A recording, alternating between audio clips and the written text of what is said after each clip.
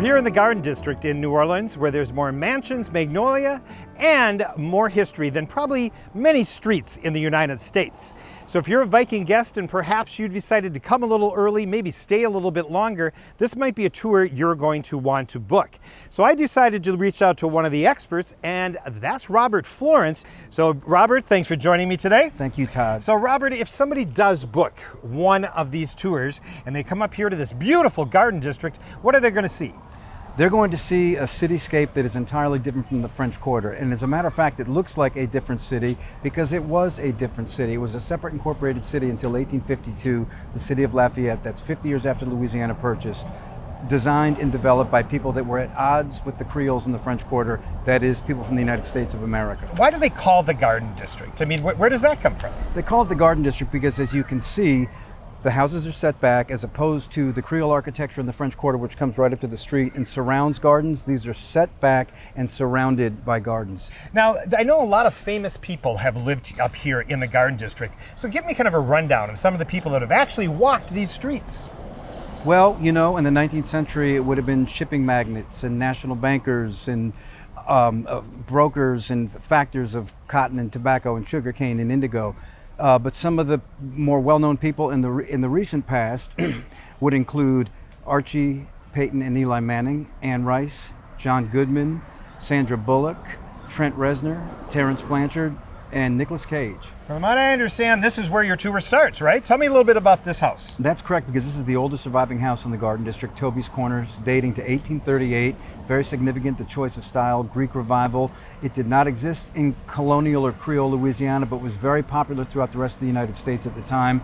He was from Philadelphia. It was the first Greek Revival home in the country was built in Philadelphia. So Americans are trying to create a streetscape, a cityscape familiar to them. So when I'm looking at this right here, tell me how I would know this is Greek Revival.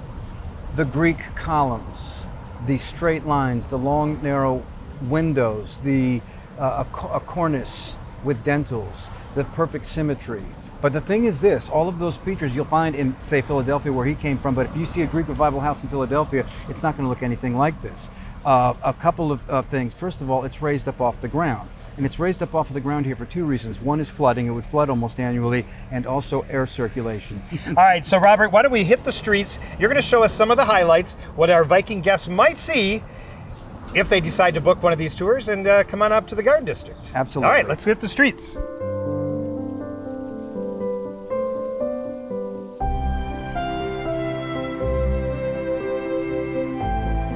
So in contrast to the house we just looked at, Toby's Corner, which is a beautiful, elegant old home, but a relatively simple style of architecture, Greek Revival, classic simplicity.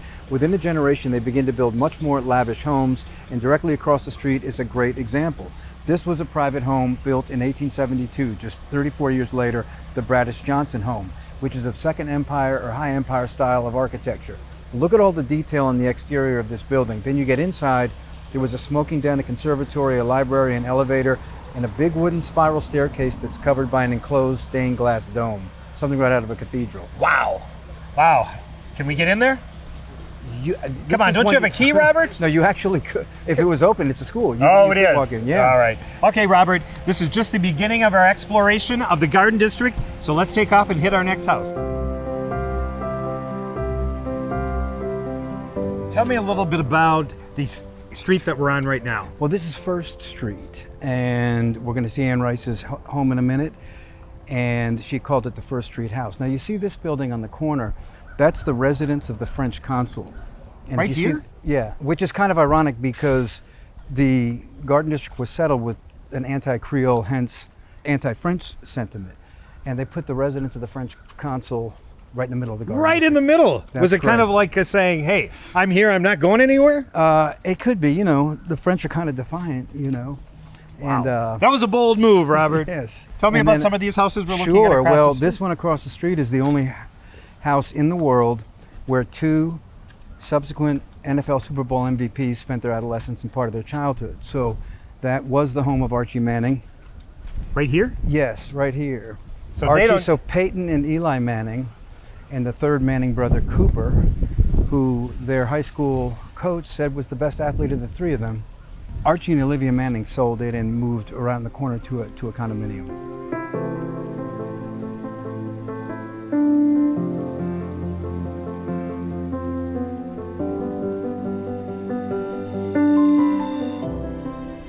So Todd, if we could stop here, this style, Italianate, is subsequent to the Greek Revival. It's much more lavish, it's much more ornate, and includes cast iron. So cast iron is obviously a very ornate feature to put on a private home, and if you've been in the city for 5 minutes, you've seen tons of it. You will see tons of it in the Garden District. It's one of the few things that unites it visually with the French Quarter, and it's been a very important part of the city visually, historically, and I'll give you an example. During World War I, there was a nationwide iron drive, and people from all over the country were donating tons of ornamental ironwork, but nobody from New Orleans donated any of their ironwork.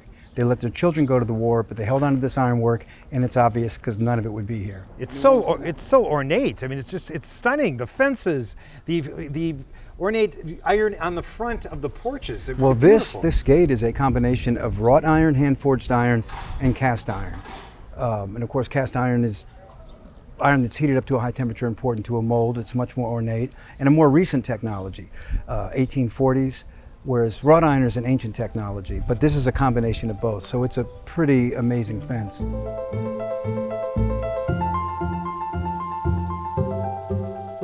Robert, there's a number of points of distinction here as we're walking the streets, from the amazing trees and the foliage to the homes. So talk to me a little bit about the trees.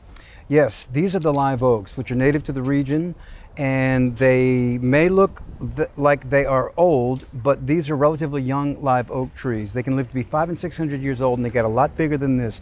You can tell that they're relatively young. You can see that they're perfectly lined up along the street. So they have to be landscaped. They have to be younger than the age of this house. So tell us a little bit about the home behind us. Yes, this is a very interesting home architecturally. It's two styles in one. It's Greek Revival and Italianate. And when that happens, people call it transitional architecture. That's also a word you can use when you don't know what something is, and that sounds good. But it also is probably most renowned for having been the home of the novelist Anne Rice, who moved back here from California in 1989 and renovated the house and sent three of her most popular novels there: The Witching Hour, Lasher, and The Tale of the Body Thief. Wow. Okay, now we talked about the live oak, but as I'm walking through the neighborhood, it isn't just the oak trees. It's the magnolia trees, and there's some other varieties of trees as well. Oh, many. But the state flower is the magnolia, the southern magnolia, which is in bloom right now. You see them all over the place. And then the state tree is the bald cypress, which is amazing wood. It is wood that grows right up out of water, so it is very resistant to disease, decay, moisture, and termites. And when the timber industry arrived here, there were 1,000-year-old cypress trees. They're all gone. You'll see second and third generation growth, but some of them would get away and they would sink in the bayous. And more than 100 years later, people pay thousands of dollars to bring helicopters in and put chains underneath these trees to build with wood that's been underwater for more than 100 years. Wow. That's how amazing the state tree is. Robert, this has been a great tour. You clearly know the Garden District. Once again, I'd strongly suggest, if you are a Viking guest that might be coming in a little bit early or maybe staying a couple days late, you book yourself a tour of the Garden District. You won't regret it.